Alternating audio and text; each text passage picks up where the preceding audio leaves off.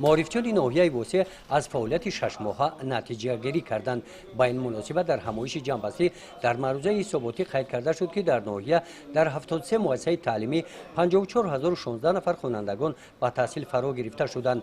شماره آموزگاران 3274 نفر را تشکیل می‌دهند. از اینها 1741 نفر زنان و 1533 نفر مردان میباشند. در ناحیه با مقصد ارزگذاری بلند برداشتن مقام و مرتبه آموزگاران، قدر کردن زحمت پرمشقت زیایان، بلند برداشتن ذوق و شوقمندی معلمان با این جاده پرافتخار 128 نفر به نشان اعلاچه معارف تاجیکستان سرفراز گردیدند. قید کرده شد که برای آموزش تکنولوژی کامپیوتری در مؤسسه‌های تحصیلات میانه عمومی ناحیه 60 عدد کابینت‌های کامپیوتری موجود هستند.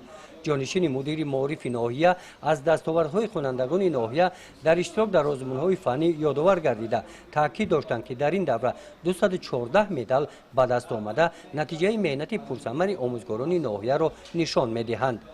در قسمت مذاکره ها معین گردید که در مؤسسه تحصیلات میانه عمومی رقم 28 برای در سطح خوب از خود نمودن فن‌های دقیق بازه مستحکم موجود می باشد. در گیمنازیای دولتی ناحیه باشد 3 تشخیصگاه زمانوی فن‌های دقیق مورد استفاده قرار داده شده است.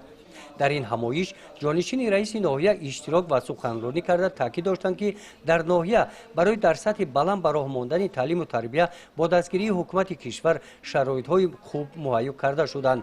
از چنین امکانیت استفاده نموده باید هرچی بیشتر خوانندگان برای اشتراک در آزمون‌های فروغ رسوب دانایی کتاب است، علم فروغ معرفت، تاجیکستان وطن عزیز من، تاجیکان آینه تاریخ ملت جلب کرده شده همچون نسل آینده سازی دولت به کمال رسند. گزارش خواجه نظری خدای نظر ظهروف از ناحیه واسه برای برنامه اطلاعاتی نوید